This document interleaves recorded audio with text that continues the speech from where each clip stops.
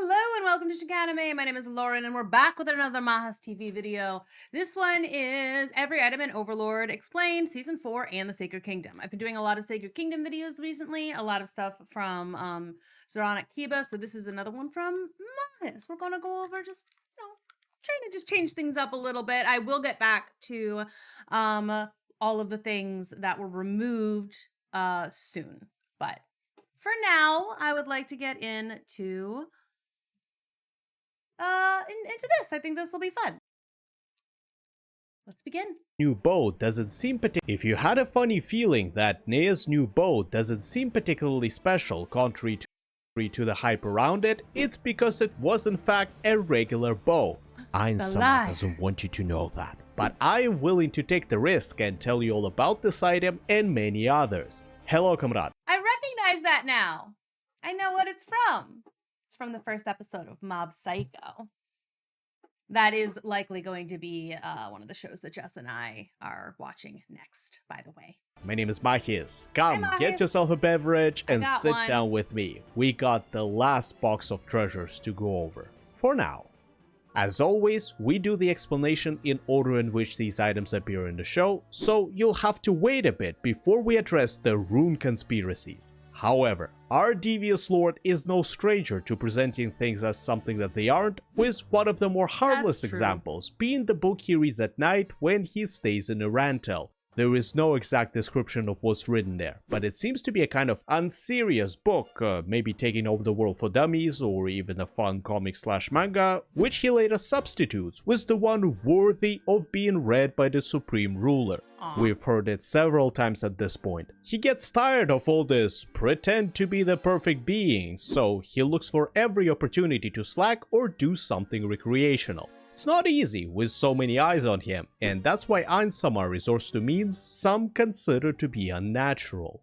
Speaking of unnatural, a human turning into a nymph certainly counts as such thanks to this curious little box, a seed of the fallen. One of many types of seeds that Yggdrasil players could use to change their race if they fulfill certain conditions. Cool. In this case, in order to become a demon, one should have a very negative sense of justice, or simply karma, a stat that determines how morally good or bad you are, which is why Renner poisoned the orphanage, killed her own father, and orchestrated the downfall of the entire country, on top of warning Climb that he will have to perform equally vile deeds to be reborn too. Yeah, all of that for some unused dick and a bit of entertainment. Another way to change your race in Yggdrasil is to evolve your avatar by using a special item like the Book of the Dead. Not to be confused with the Book of the Dead given to Fluder, as the Book of the Dead and the Book of the Dead are completely different. They're obviously so different. It's very important to know the distinction. The first one allows the skeletal mage to turn into an elder lich after meeting certain conditions, and the second is just a copy of ancient Egyptian Book of the Dead. A human mage has no use for an item that promotes undead creatures, so Ainsama gave him the closest thing to an arcane knowledge tome he had, which happened to be an ancient mythological text used for RP or something. I actually thought it was some Indian mythos with one big energy that souls come and go from, but apparently it's supposed to be from ancient Egypt. I watched the shit out of both Brendan Fraser movies when I was a kid, so I honestly should have picked up on that. Next we have our new... I wouldn't have gone straight to that one though. You know, I probably wouldn't have immediately picked up on that. I don't think I did. In fact, it's been a long time since I have watched season 4 at this point, but I'm pretty sure I did not pick up on that. So, Mahats, you're too hard on yourself. Official rune weapon. Hell, let's cover all of them now. Number 1 is the rune blade from Osk's personal collection, and it's the real deal. Made by the dwarves 150 years ago, and its unique effect is in harboring electricity for some extra zapping power. Number 2, on the other hand, is a gimmick, well-made sword-like object with decorative runes. They don't have any effect, and that's what's weird. How does the Supreme One expect the dwarves to replicate it when he didn't provide an authentic piece of reference? Inferior was able to scramble a new potion only because he had an actual next level red one right in front of him, yet with runes, not only is there no example of how it should be done, he's insisting on studying a fake blade for rediscovering lost technology, which is all kinds of backwards and super counterproductive. Yay! Anya always being super counterproductive. But no, like I don't remember that being a thing. Like I don't remember that at all about the blade being fake. And people have like been like, do you even watch the show? I'm like, yeah, but it was like a year ago.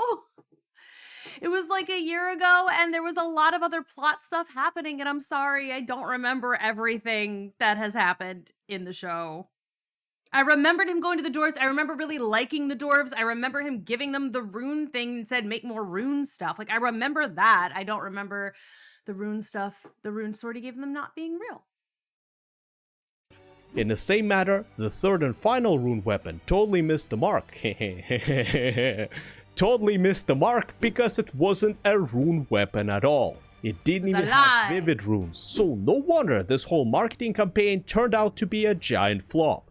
Although, I have to admit, Ultimate Shooting Star Super is indeed a good weapon. By the New World standards, it's even just like a great, +1, considering right? that Neia thought it was more powerful than the Grandmaster Karen's sword, which is the Holy Kingdom's national treasure. Wow. Its perks are that the bow is abnormally light and allows the user to pierce enemies' armor with little effort.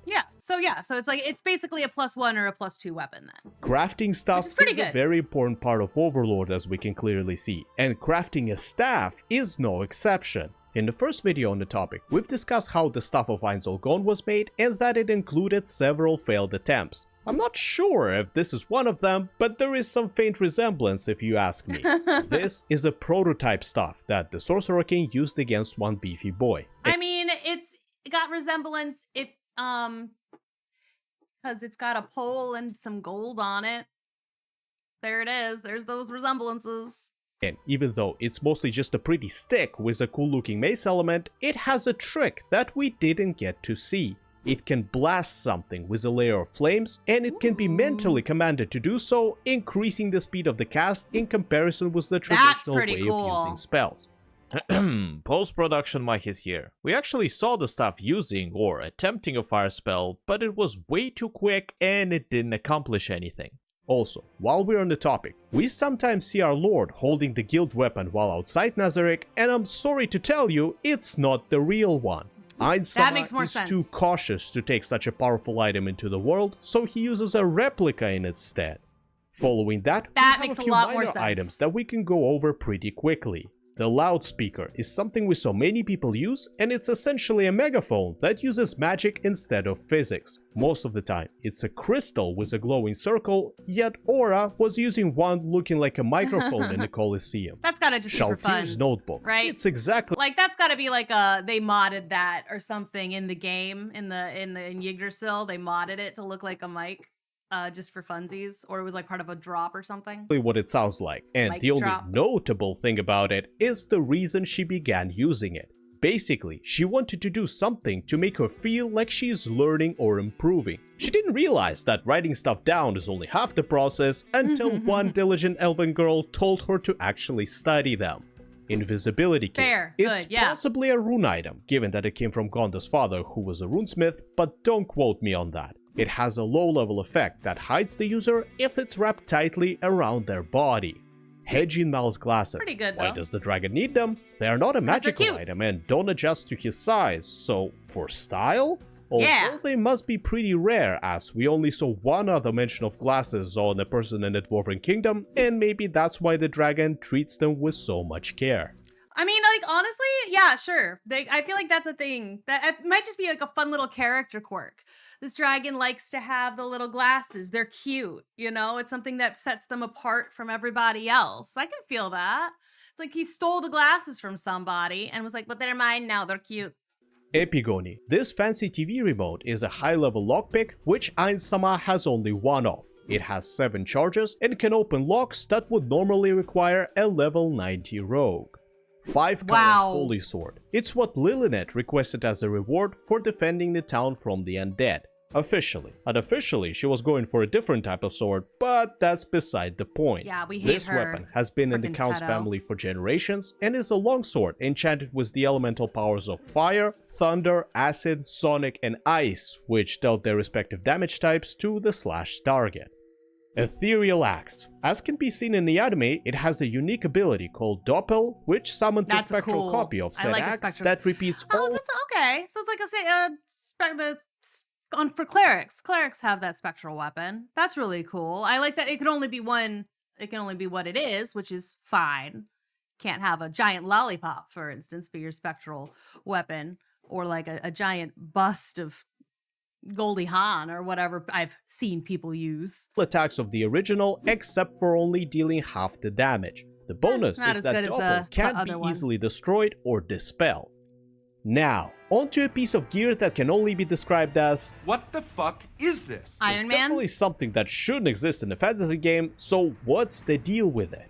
Well, just like a whole expansion about pandas, it was an attempt to appeal to a different audience. Yggdrasil was out for a while by this time, and the mecha genre started getting popular in the gaming world, so the executives decided to release a whole new subclass of armor called the Power Suit and give it to all newly registered players to help them level faster.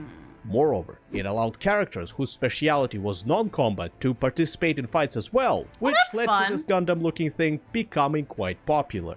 The customization of the suit was its main selling point. Literally, since a good half of these options were behind paywall, while the rest required intense grinding.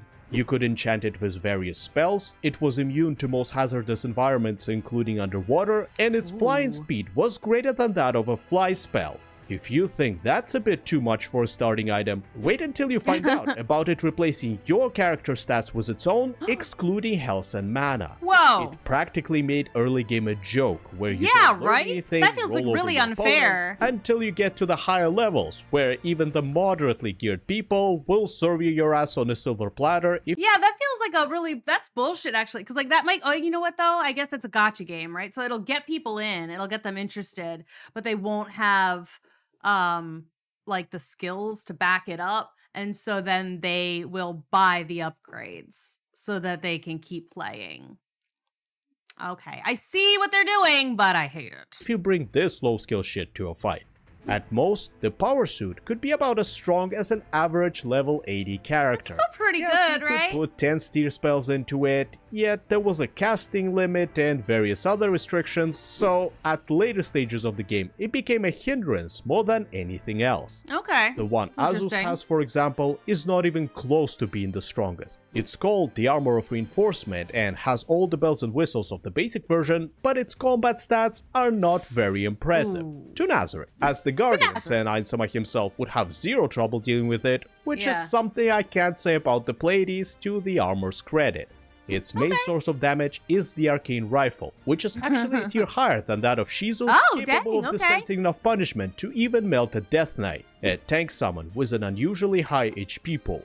It fires unenchanted projectiles that are so fast and so many that Albedo couldn't dodge all of them. Not that she needs to, due to the unenchanted part being ineffective against max level characters, but it's still pretty impressive. So much so that the leader of the Drop of Red can't use it without the suit, as he severely lacks in the required job classes.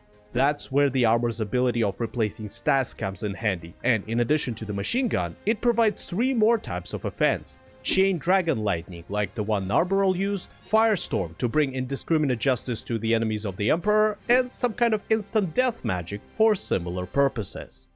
Next we have a somewhat unorthodox entry, which I consider to be very important. Xanax's Head. Technically counts as an item in this configuration. Really?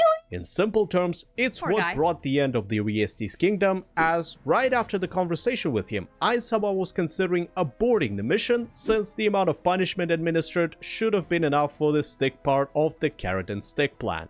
However, seeing the head of such a noble person who he genuinely admired flipped the switch in the depths of Bone Daddy's skull. It wasn't the rage he felt during the Nazarick infiltration. It was more of a, I'm so fucking done with this, and you can even tell it by the way he flopped back into his chair, forgetting all about looking like a true supreme ruler. Yeah, he's just think grumpy. About how blatantly stupid it is to swear loyalty while showcasing a head of someone you were sworn to previously. Right? I was so happy they were sent to Uranus. Their family might have been an overkill, though remembering how Philip's relatives begged for him to suffer, I think I'll get behind that.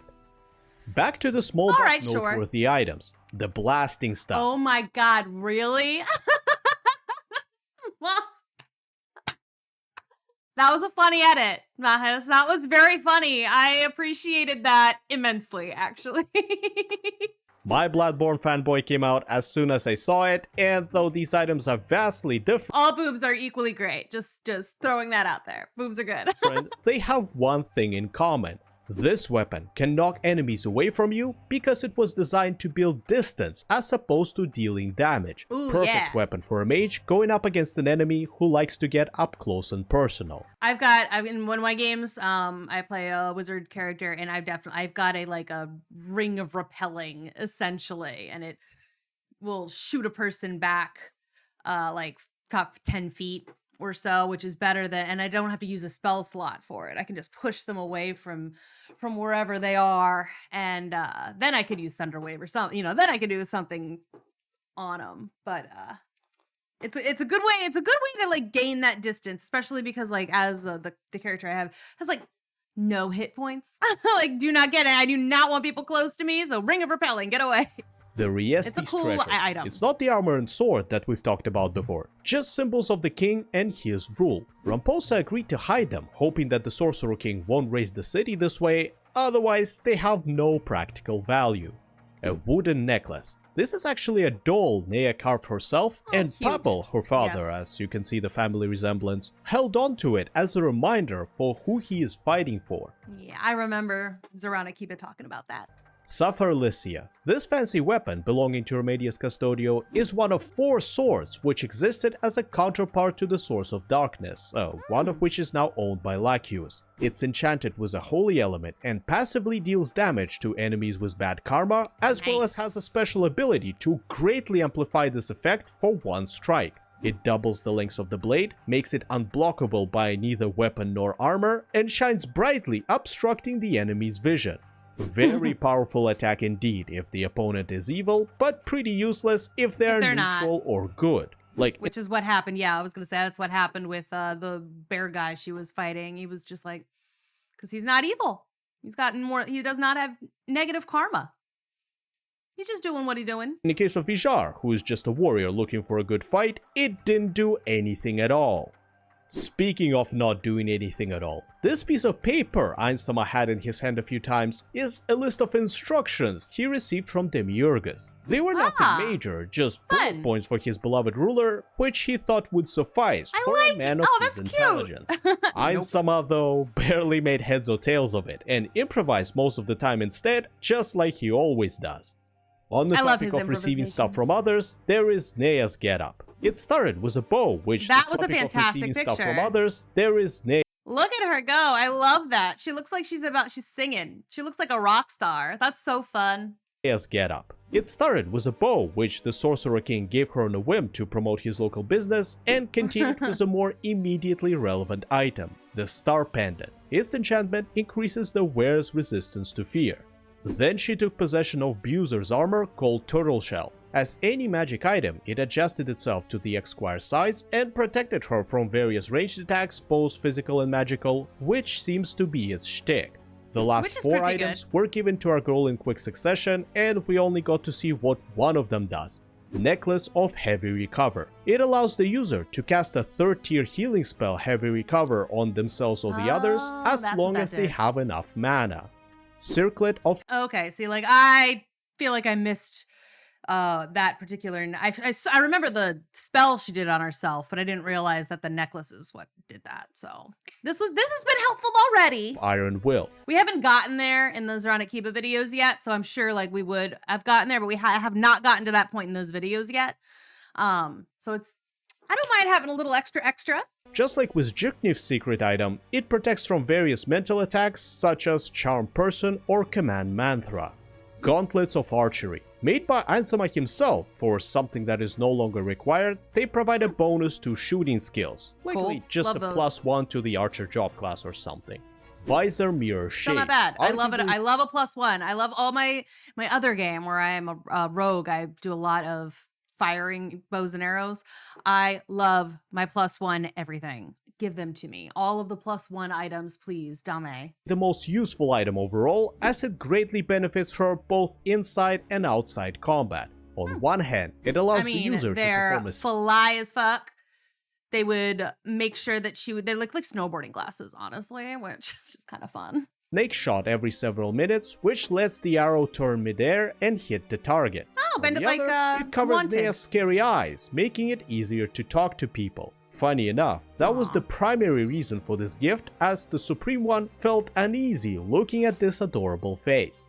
But all this gear wasn't enough to save the Archpaladin from the onslaught of demi-humans, and we would have lost her if Ainsama didn't get frustrated with Remedius, which led to him choosing another champion to promote runecraft. She got resurrected with a true resurrection wand, a better version of regular resurrection wand used on Zaryusu, containing a 9th tier spell instead of 7th.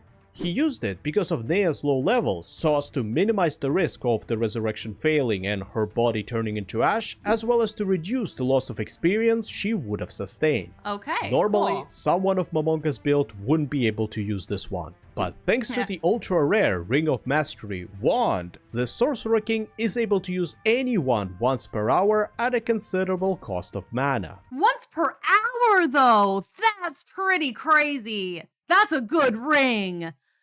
Because I remember seeing him put that thing back in his cloak when he brought her back, and I didn't realize that she had died even in that moment. I thought that he had just it was like an extra powerful healing spell or something, but people told me that, he fully brought her back. Still, once per hour for a ring use, that's pretty good.